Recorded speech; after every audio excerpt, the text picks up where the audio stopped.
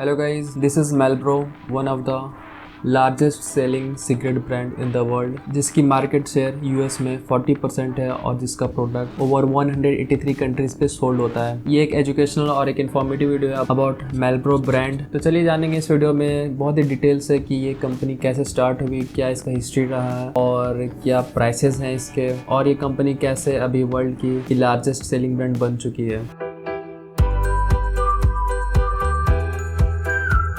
Guys, ये जो company है वो 1846 में स्टार्ट हुआ था। एक ब्रिटिश टबैकोनिस्ट ने इस कंपनी को स्टार्ट किया था जिसका नाम था फिलिप मॉरिस। जी हाँ, ये वही फिलिप मॉरिस इंटरनेशनल ब्रांड है जो फेमस है फिलिप मॉरिस के नेम से। और उनके डेथ के बाद, जो कि ऑब्वियसली कैंसर से ही हुए थे उनके डेथ, क्योंकि वो एक टबैकोनिस्ट थे। और इस कंपनी का जो नेम डिराइव हुआ है वो एक लंदन के एक स्ट्रीट का नाम है जो कि मेलब्रॉक नाम था। उसी स्ट्रीट के नाम से इस ब्रांड का नाम रखा गया। इस कंपनी का जो स्लोगन है वो है mild as may come to where the flavour is come to Marlboro country. बिल्कुल इस चीज़ से इस ब्रांड का स्टेटस शो होता है कि ये जो कंपनी है वो milder, more aromatic, less harsh product बनाती है। ऑब्वियसली जो स्मोकिंग का पर्पस होता है, बायर होते हैं जो स्मोकिंग करते हैं, उनका मेन मोटो होता है कि वो जो फ्लेवर है वो उनको टेस्ट करे, उसे एंजॉय करे। और ये जो ब्रांड है Marlboro और ये से फुलफिल करता है, और ये एक तरह से एक बायर को अट्रैक्ट करने का भी एक जरिया है। Marlboro जो कंपनी है, जब वो स्टार्ट हुए थे तो वो मोस्टली वुमेन्स के लिए सिगरेट बनाया करते थे, क्योंकि जो उनका सिगरेट होता था वो लेस हार्श होता था। सिगरेट का जो टिप होता था वो रेड कलर का होता था, क्योंकि जो वुमेन्स का लिपस्टिक होता है वो उस पे स्टेन ना करे, इसलिए उनका जो टिप रहता था वो रेड कलर का होता था, जो कि वो ब्रांड स्टेटस बन गया है इस कंपनी का। जो फिलिप मॉरिस कंपनी है गाइस, वो ऑलरेडी एक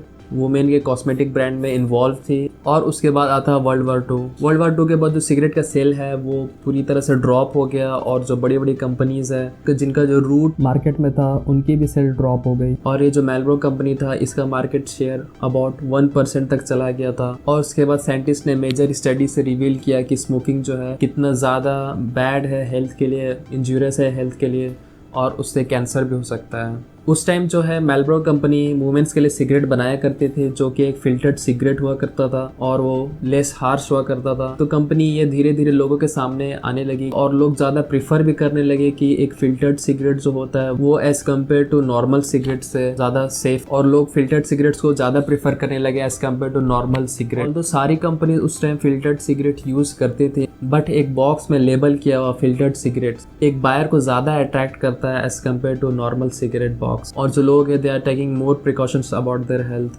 और उसके बाद जो आता है कंपनी का R&D, रिसर्च एंड डेवलपमेंट।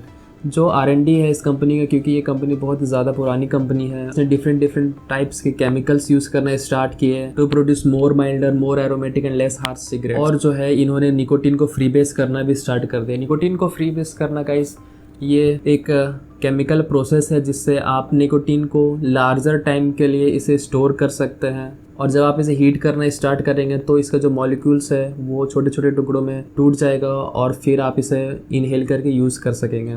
तो ये जो टेक्नोलॉजी है गाइस, इस कंपनी ने बहुत सालों तक छिपाया रखा और इससे इनके कंपनी को ग्रोथ भी मिला। और फिर 1972 में Marlboro become the best selling brand of tobacco in the world.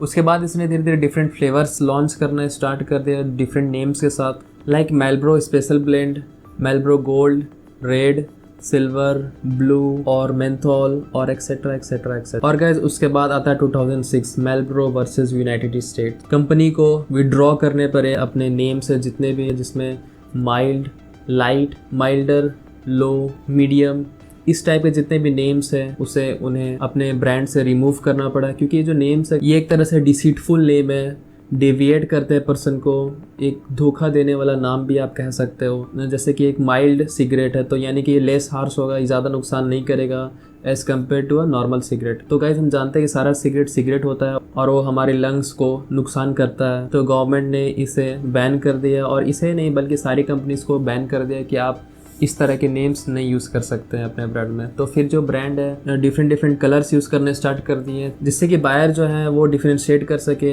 जो वो रेगुलर फ्लेवर यूज़ कर, जो उनका प्रीफर्ड सिगरेट है वो उसे बाय कर सके। इन 2013 फिलिप मॉरिस ने Marlboro 2.0 स्टार्ट किया।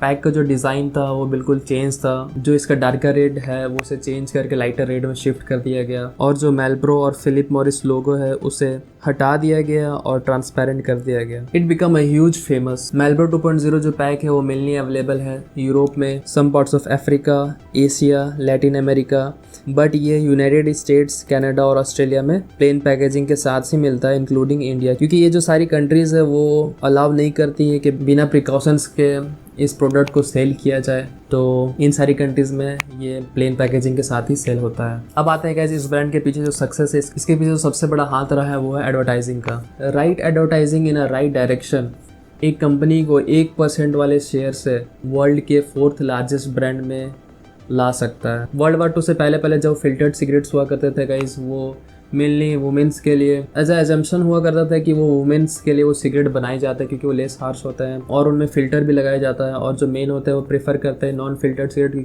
क्योंकि जो उस पर जो निकोटीन होता है वो ज़्यादा कंज्यूम हो पाता है, और जो बजिंग फैक्टर है जिसमें नशा होता है वो जो है वो नॉन फिल्टर्ड सिगरेट्स में ज़्यादा होता है। तो जो मेंस हैं वो नॉन फिल्टर्ड सिगरेट को उस टाइम प्रेफर किया करते थे। तब कंपनी लॉन्च करती है Marlboro man advertising. Marlboro man is a figure जो कि टोबैको एडवर्टाइजिंग कैंपेन्स में यूज़ हुआ करता था फॉर मार्लबोरो सिगरेट्स। ये जो एडवर्टाइजिंग है ये 1954 से स्टार्ट हुआ था और 1999 तक चला था यूनाइटेड स्टेट्स में, और जिन्होंने इसका फर्स्ट एडवर्टाइजिंग किया था उनका नाम था लियो बर्नेट। जो इमेज था इस एडवर्टाइजिंग के पीछे वो एक रगेड मैचो टाइप मैन, और वो पोर्ट्रे करता है वैरायटी ऑफ रोल्स को, पर जो उनका फेमस रोल था वो था डेजर्ट वाला, काउबॉय वाला एडवर्टाइज। एक बिल्कुल माचो टाइप रगेड इंसान एक सिगरेट का पैकेट निकालता है अपने पॉकेट से और उस पर फिल्टर्ड सिगरेट लिखा हुआ होता है। ये जो ऐड है ये फिल्टर्ड सिगरेट्स को बहुत ही ज़्यादा पॉपुलराइज कर दिया था अमंग मेंस, और जो मेंस है वो उस टाइम प्रिकॉशंस भी थे और फिल्टर्ड सिगरेट्स को ज़्यादा प्रेफर करने लगे थे। फिलिप मॉरिस और बहुत सारे sports related billboards, stickers, promotion through out the year करते रहते हैं, बट गाइस इस ब्रांड का जो मेन प्रमोशन था वो मैकलेरन और फरारी के साथ पार्टनरशिप का था,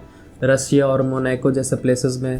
और इन्होंने बहुत सारे formula 1 races, grand prix races, world rally championship race जैसे मेन इवेंट्स में भी स्पॉन्सर किया हुआ है। गाइस मैंने जो मार्लबोरो परचेस किया है वो ऑनलाइन परचेस किया है from a famous site called smoke house India. ये जो मुझे कॉस्ट पड़ा था around 450 rupees for a single packet including delivery charges. But ये जो सिगरेट है वो इतना एक्सपेंसिव क्यों है as compare to normal cigarette? जो हम अगर बात करते हैं तो वो 350-300 रुपीज़ में आ जाता है। What is the reason behind it? क्या ये टैक्स लाइबिलिटी है या फिर इम्पोर्ट ड्यूटीज़ है या फिर इसका ब्रांड वैल्यू और क्वालिटी ऑफ द प्रोडक्ट?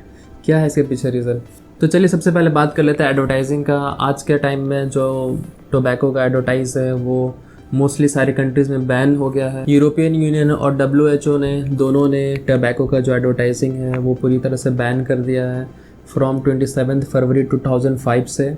इस दिन को WHO ने एक पैक्ट साइन किया था बिटवीन 181 कंट्रीज करेंटली जो इस ट्रीटी को एग्री किया था, और उन्होंने कहा था कि वो टोबैको का एडवर्टाइजिंग को नहीं होने देंगे unless their constitution revoke it, मतलब कि जब तक उनके कॉन्स्टिट्यूशन उसे अलाउ नहीं करेंगे तब तक जो टोबैको का एडवर्टाइज है वो इसे बैन रखेंगे। और इस ट्रीटी का नाम है WHO टोबैको कंट्रोल कन्वेंशन। इस पे अभी करेंटली 181 कंट्रीज इन्वॉल्व है। ये जो ट्रीटी है वो रैपिडली और वाइडली एम्ब्रेस्ड ट्रीटीज़ है यूएन हिस्ट्री में, पर स्टिल अभी भी कुछ कंट्रीज़ ऐसे हैं just like Zimbabwe, Malaysia, Indonesia.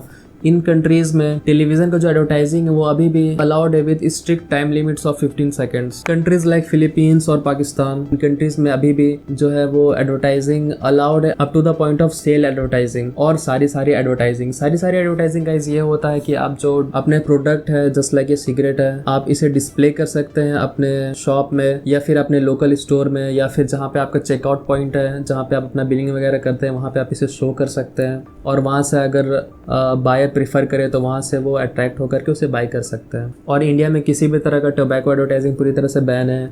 आप इस सिगरेट को बिल्कुल भी शो नहीं कर सकते हैं अपने शॉप में। आप इसे अगर सेल कर रहे हैं तो बिल्कुल बॉक्स के अंदर इसे बंद करके रखना पड़ेगा। तो गाइस इससे कंक्लूजन ये निकलता है कि एडवर्टाइजिंग पे तो कोई एक्सपेंस है ही नहीं कंपनी का, और इससे जो प्रोडक्ट का जो प्राइस है वो रेज नहीं हो सकता है। तो अब बात कर लेते हैं टैक्सेस का। जब GST इम्प्लीमेंट नहीं हुआ था basic excise duty, additional excise duty और NCCD लगता था, और GST इम्प्लीमेंट होने के बाद goods and service tax, compensation cess, NCCD का फुल फॉर्म होता है नेशनल कैलामिटी कंटिजेंट ड्यूटी। गैस इसका जो टैक्स स्लैब रेट है वो GST में मैक्सिमम स्लैब रेट्स में आता है जो कि 28% है। फर्दर एडिशनल टैक्स भी इसमें ऐड होता है जो कि इस प्रोडक्ट का जो टोटल प्राइस है वो इसके जो ओरिजिनल प्राइस है उसमें 50 to 60% का इंक्रीज कर देता है। यानी कि जो एक 5 रुपीज़ का आप सिगरेट या 10 रुपीज़ का सिगरेट आप लोगे तो उससे टैक्स देने के बाद उसका जो रेट है वो 16 से 17 रुपए हो जाता है, जो कि बिल्कुल सही भी है। क्योंकि अगर आप एक प्रोडक्ट को यूज़ करते हैं और अगर आप उसे फ्रिक्वेंटली बाई नहीं कर पाएंगे बिकॉज ऑफ द प्राइस के चलते, जो बिगिनर्स होते हैं, जो टीनेजर्स होते हैं, जो इसे स्टार्ट करते हैं, वो अफोर्ड नहीं कर पाता है इसे कंटिन्यू करने का। तो ये एक अच्छी बात भी है कि इन सारे प्रोडक्ट का जो प्राइसेस है वो हाई भी होना चाहिए और इससे एडिक्शन भी प्रिवेंट होता है। और लास्टली जो प्राइस है वो डिपेंड करता है इसके ब्रांड वैल्यू, इसके क्वालिटी पे, क्योंकि ब्रांड ने इस पे R&D किया हुआ होता है, इस पे इन्वेस्टमेंट किया हुआ होता है। तो जो वो इन्वेस्टमेंट है वो अल्टीमेटली जो है वो बायर्स को ही पे करना पड़ता है। तो गाइस ये है इस video conclusion about the one of the largest famous cigarette brand Marlboro. तो फिर गाइस मिलते हैं अगले वीडियो में। Till then good bye.